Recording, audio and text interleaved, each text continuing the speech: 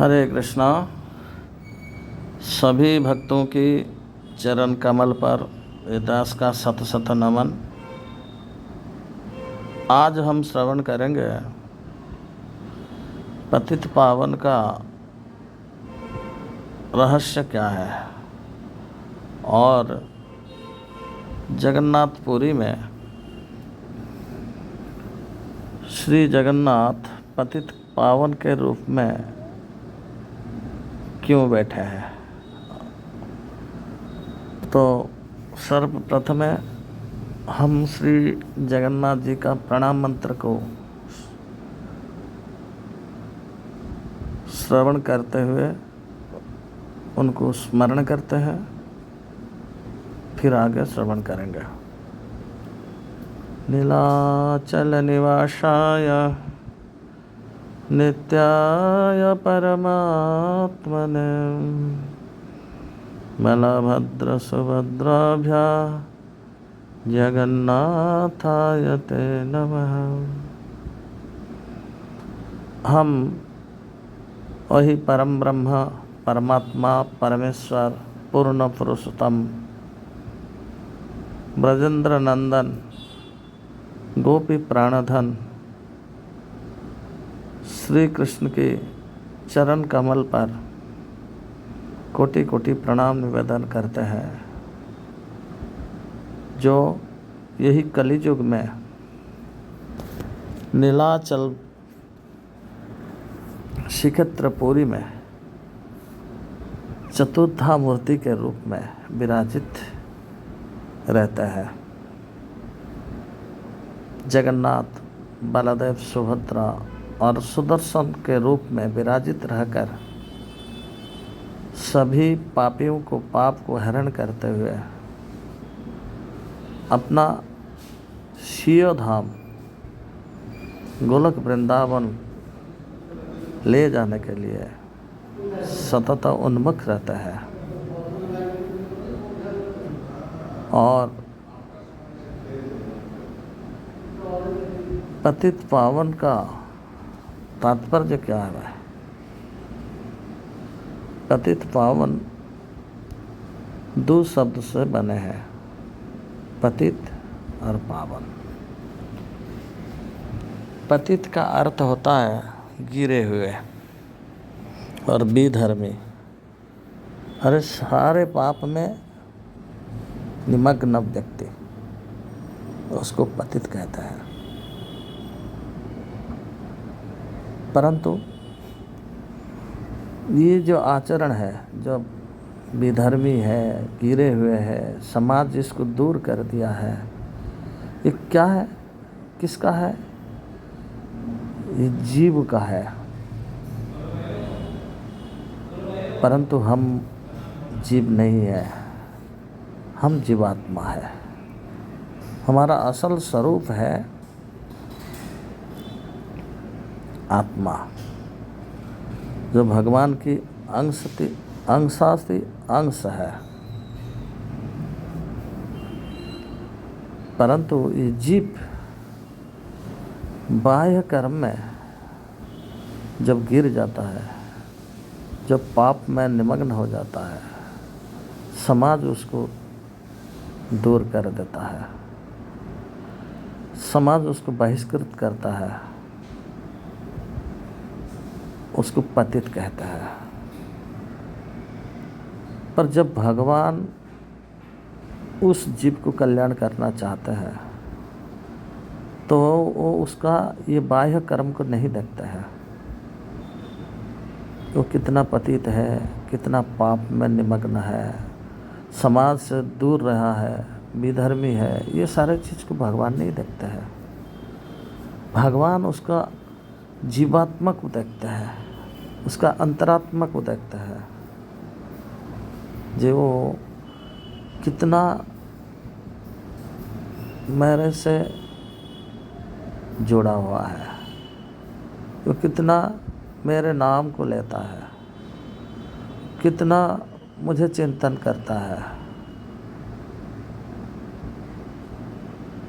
इसलिए गीता में भगवान कहते हैं जोगिनाम अपि सर्वेषा मद्गत अंतरात्मना श्रद्धावान भजते जो में समय जगततम मता।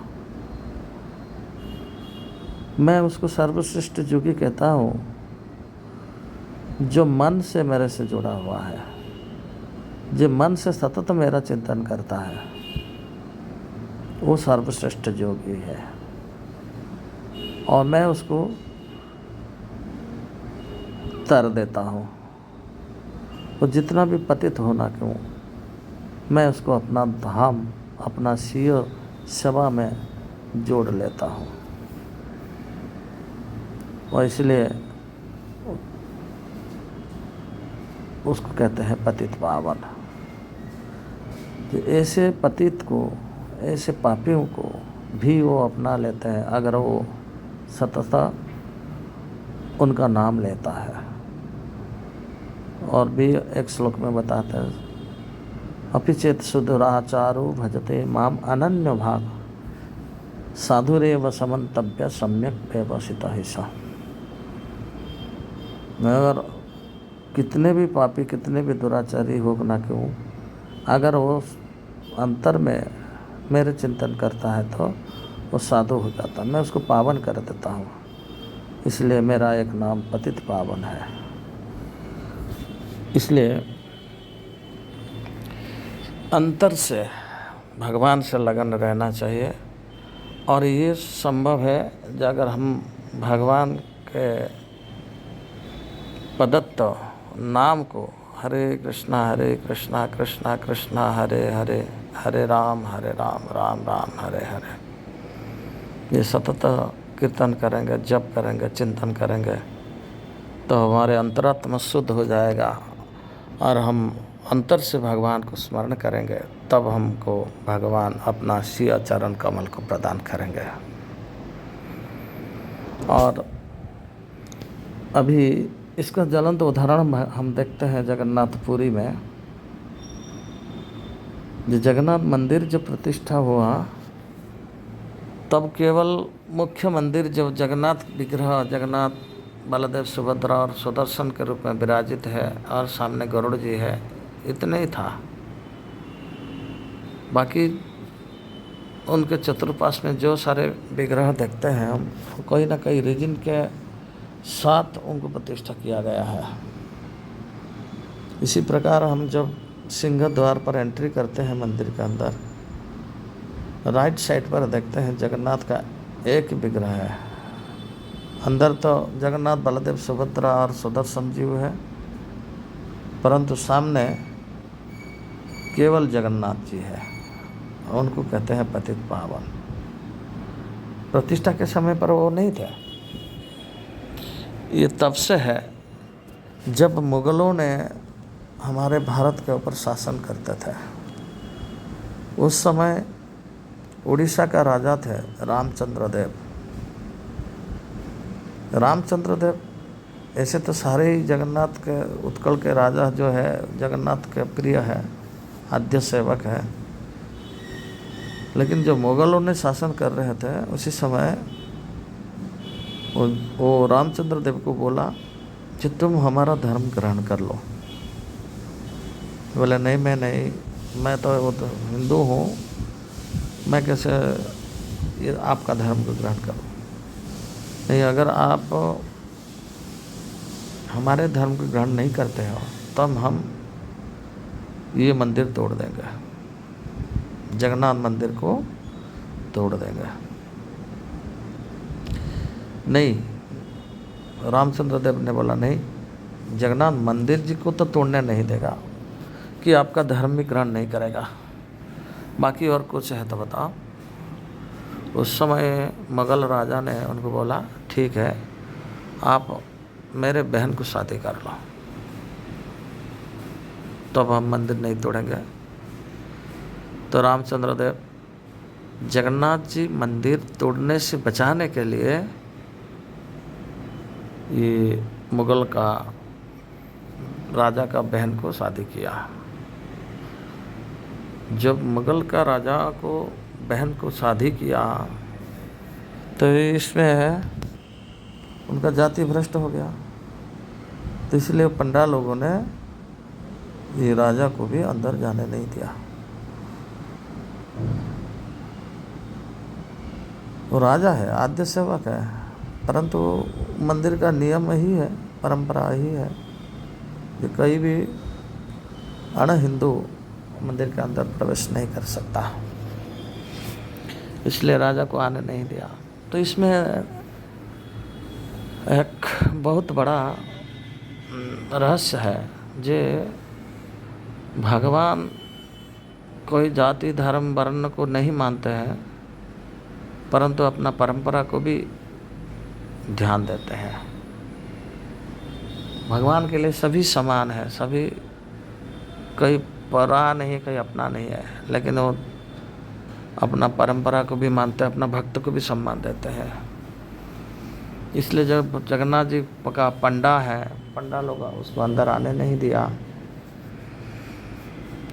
तो वहाँ का रीति था, परंपरा था, तो भगवान उसको भी ध्यान रखा। लेकिन वहाँ राजा जब अंदर नहीं आ पाया, बहुत दुखित है, और हमेशा आकर के सिंह द्वार पर क्रंदन करता था, चिंतन करता था, हे कृपामय, हे नाथ, मैं तो आपका मंदिर तोड़ने से बचाने के लिए उनको शादी किया, कहीं इंद्रिय तृप्ति के लिए तो शादी नहीं किया, लेकिन मेरे को ये दंड क्यों मिल रहा है? आप कुछ तो करो। जो राजा ऐसे क्रंदन किया और रात को वहाँ ही क्रंदन करते करते चिंतन करते हैं। तब जगन्नाथ जी सपने में आए और गेट के पास खड़ा होकर उनको दर्शन दिया। राजा बहुत प्रसन्न हो गए और हमेशा ऐसे ही आते हैं, जगन्नाथ जी को पुकारते हैं और जगन्नाथ जी बाहर आके उनको दर्शन देते हैं, फिर चले जाते हैं। लेकिन सिंह द्वार बंद रहता है। सुबह जो सिंह द्वार खोलता है, पहले बड़ा पंडा प्रवेश करते हैं, तब देखते हैं मेन गेट से ही जगन्नाथ जी का फूल, माला, तुलसी सब कुछ पड़ा रहता है। और पंडा आश्चर्य हो जाते हैं, ऐसे कैसे होता है। फिर